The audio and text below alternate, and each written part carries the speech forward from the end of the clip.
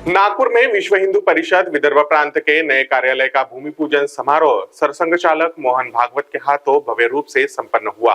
इस अवसर पर संत महात्मा और गणमान्य व्यक्तियों की गरिमामयी उपस्थिति रही, जहां आधुनिक सुविधाओं से युक्त 6 मंजिला भवन का निर्माण किया जाएगा, ऐसी जानकारी इस अवसर पर दी गई। नागपुर में विश्व हिंदू परिषद विदर्भ प्रांत के नए कार्यालय का भूमि पूजन शुक्रवार को दुर्गानगर क्षेत्र में संपन्न हुआ। राष्ट्रीय स्वयंसेवक संघ के सरसंघ चालक मोहन भागवत के हस्ते विधिवत पूजा संपन्न हुई, जबकि हेमंत जांबेकर दंपति यजमान रहे। कार्यक्रम में संत त्रिलोक दर्शन दास जितेंद्रनाथ महाराज सहित कई प्रमुख हस्तियों की उपस्थिति रही। लगभग 4000 वर्ग फुट क्षेत्र में बनने वाले 6 मंजिला इमारत में कॉन्फ्रेंस हॉल, आवास व्यवस्था, छात्रावास, पुस्तकालय और मंदिरों का निर्माण किया जाएगा, जिससे संगठन के कार्यों को नई दिशा मिलेगी। और कुछ आज बोलने की आवश्यकता है ऐसी बात है नहीं, क्योंकि विषय तो एक ही है। ईश्वरीय योजना से सारे कार्य होते हैं, ये बात तो सही है। योगी अरविंद जी ने 150 साल पहले ये कहा कि सनातन धर्म का उत्थान हो, ये ईश्वरीय इच्छा है, इसलिए भारत का उत्थान होना। विश्व अभी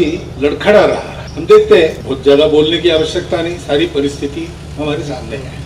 युद्ध होते हैं, युद्ध क्यों हो रहे हैं? तो स्वार्थ है और कुछ नहीं। आधिपत्य का कलह है, वर्चस्व का कलह है। स्वार्थ के लिए ये चाहिए वो चाहिए, मेरे वहां नहीं है इसलिए वहां से लाऊंगा, इसलिए वहां वर्चस्व चाहिए, ऐसे सारी मूल में ये स्वार्थ प्रवृत्ति है। क्योंकि अगर हम ये माने कि दुनिया केवल जड़ है, कणों से बनी है, कणों का तो संबंध नहीं होता है, संबंध नहीं है तो हम सब अलग अलग है, अलग अलग है तो हमारा अपना स्वार्थ पहला नंबर है। और इसलिए इन प्रश्नों के उत्तर ढूंढने का प्रयास 2000 वर्ष दुनिया ने किया पिछले, और तरह तरह के प्रयोग किए, लेकिन न कलह बंद हो गए, न कट्टरपन के चलते एक दूसरे को बदलने का प्रयास करना, कन्वर्सन करना, ये बंद हुआ। आपस के कट्टरपन में एक दूसरे को ऊंच नीच मानना, ये बंद हुआ। सारी समस्याएं जो कि तो आज भी खड़ी है, और दुनिया देख रही कि हमने जो प्रयास किए उसमें कुछ तो अच्छा हुआ होगा, लेकिन उससे ज्यादा बहुत खराब हुआ है, और दुनिया आज विनाश के कगार पर जा रही है, ऐसा लग रहा है सब।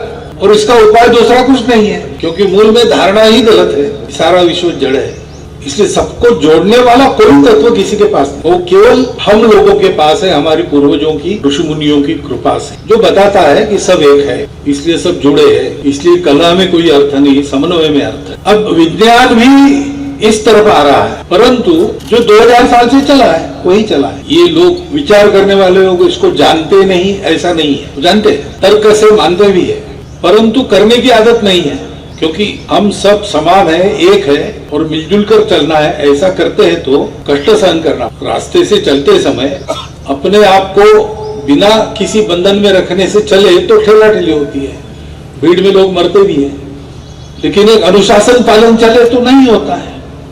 लेकिन अनुशासन पालन करके चलने के लिए कष्ट होता है, उसकी प्रैक्टिस करनी पड़ती है, आदत करनी पड़ती है। और कोई बतावे भीड़ को कि ठेला ठेली मत करो, तो उसके वाणी का प्रभाव होने के लिए उसके पीछे एक शक्ति चाहिए, आचरण भी चाहिए, शक्ति भी चाहिए। और क्योंकि सब जुड़े होने का ये ज्ञान भारत के ही पास है, तो भारत में धर्म का आचरण होना पड़ेगा।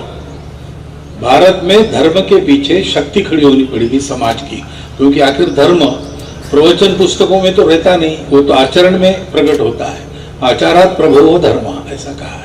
तो अपने आचरण से धर्म को प्रकट करने वाले लोग ऐसे हैं, वो शास्त्र भी जानते हैं और शक्ति भी है। शापादपि शरादपि, ऐसा अपना भारत का समाज खड़ा होना चाहिए, क्योंकि इस समाज के पास सनातन काल से ये ज्ञान है कि सब लोग जुड़े हैं, अलग थलग कोई है नहीं, जो होगा वो सबका होगा। दुनिया में कुछ लोग सुखी होंगे, कुछ लोग नहीं होंगे, ऐसे नहीं चलेगा। जब तक सब सुखी नहीं होते कोई सुखी नहीं होगा। ये प्रत्यक्ष प्रतीति जिनके पास है, जिन्होंने देखा है और ऐसे चले हैं हजारों वर्ष, ऐसे लोग भारत के लोग हैं।